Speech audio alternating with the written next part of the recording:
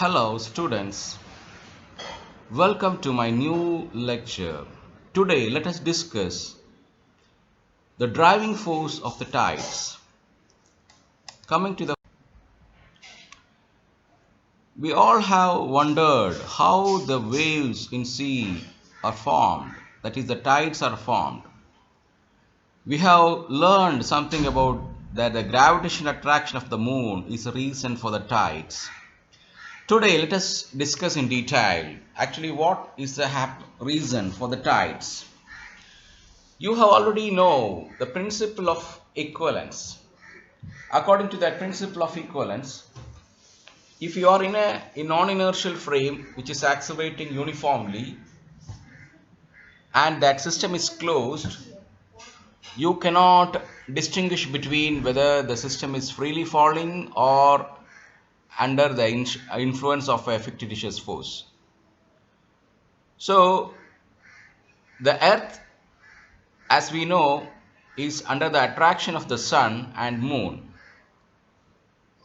So in that case, the earth should be in free fall towards the sun, because the sun is a very huge body and compared to the earth, and the sun is attracting the earth, and accordingly the sun should move as a freely falling body. The earth should move as a freely falling body towards the sun, and an observer in the earth as a closed system, according to the principle of equivalence, should be impossible to observe the sun's gravitational force in a bounded system. However, the equivalence principle applies only to the local systems. The earth is so large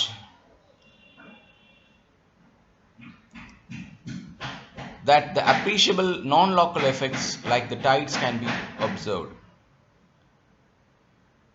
So in this example, we shall discuss the origin of the tides to see what is meant by a non-local effect.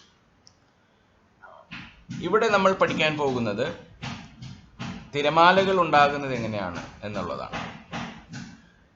സൂര്യൻ ഭൂമിയെ ഗുരുത്വാകർഷണ ബലം കൊണ്ട് attract ചെയ്തു വലിച്ചുകൊണ്ടിരിക്കുന്നു.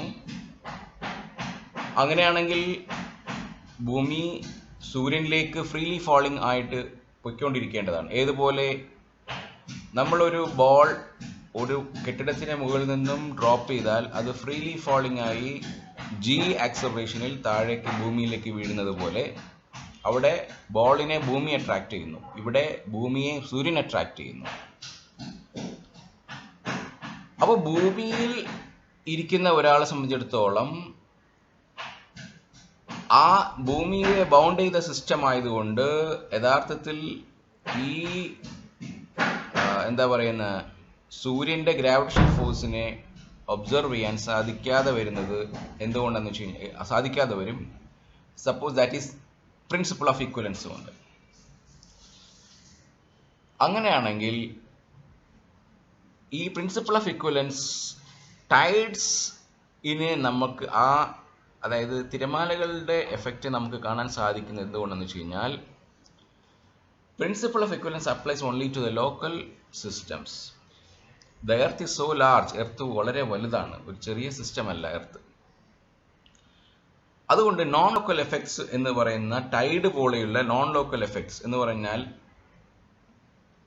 എന്തുകൊണ്ട് ടൈഡുകൾ കടലിലെ തിരമാലകളിൽ മാത്രം ഈ effect കാണാൻ സാധിക്കുന്നു എന്ന് പറഞ്ഞാൽ, ബാക്കിയുള്ള വസ്തുക്കളിൽ ഈ എഫക്റ്റ് ക്യാൻസലായി പോവുകയും അവിടെ ഈ സണ്ണിന്റെ ഗ്രാവിറ്റേഷണൽ അട്രാക്ഷൻ അല്ലെങ്കിൽ മൂണിന്റെ ഗ്രാവിറ്റേഷണൽ അട്രാക്ഷന്റെ എഫക്റ്റ് നമുക്ക് പ്രകടമാകാൻ സാധ്യതയുള്ള സ്ഥലം എന്ന് പറയുന്നത് കടലിലെ വെള്ളമാണ്.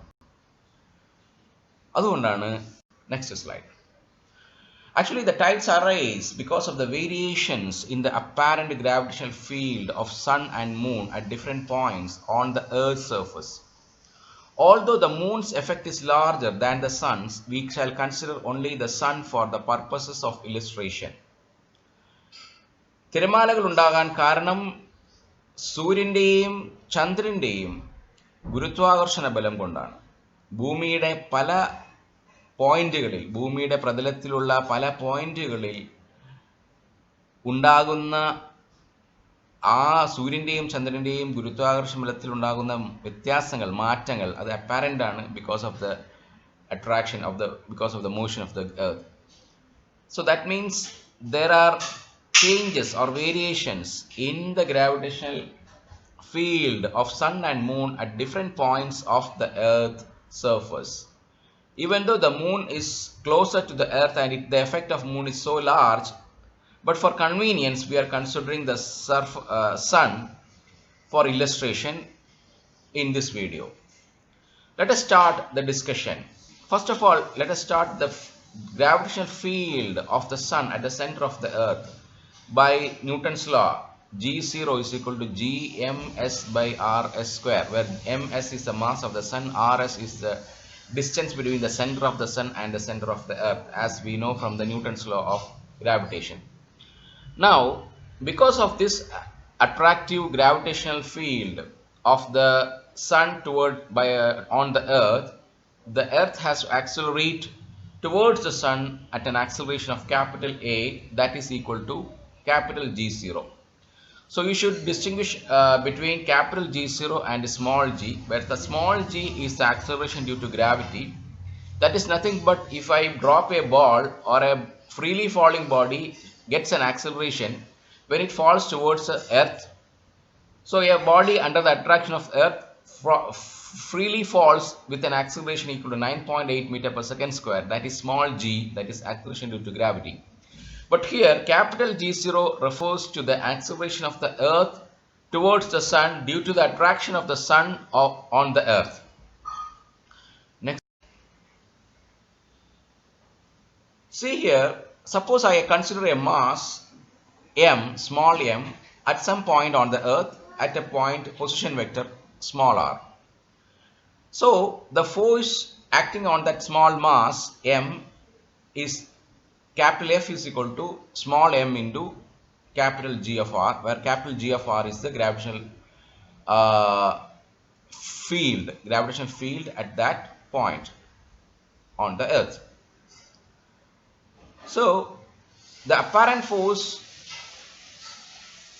to an observer on the earth is F dash is equal to F minus m capital A, that is the actual force minus fictitious force is the force observed by an observer, because ഭൂമി എന്ന് പറയുന്നത് non inertial frame ആണ്.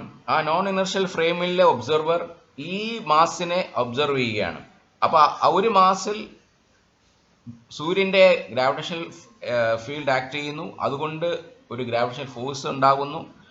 പക്ഷേ ഈ observer non inertial ഫ്രെയിമിൽ തന്നെ ആയതുകൊണ്ട് ആ ബോഡിയിൽ ഒരു ഫിക്റ്റിറ്റിഷ്യസ് ഫോഴ്സ് ആക്ട് ചെയ്യുകയും, അപ്പോൾ actual force minus fictitious force ആയിരിക്കും ഈ നോൺ ഇനർഷ്യൽ ഫ്രെയിമായ ഭൂമിയിലുള്ള ഒബ്സർവറിന് കാണാൻ സാധിക്കുക.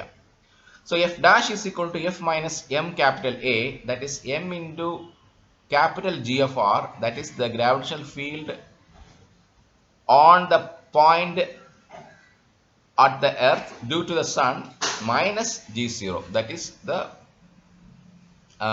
fictitious force. Therefore, if I divide this force by the mass, we will get the apparent field due to the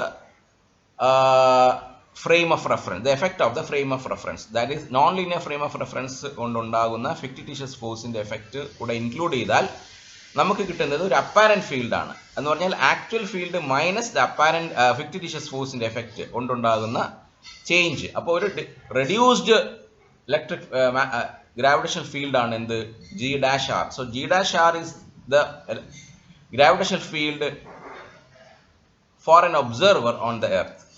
Now come to the drawing. You can see the sun is shown as a circle with lines surrounding the circle, and earth is drawn at a somewhat bigger circle for illustration. The variations are not exaggerated. It is not a real picture.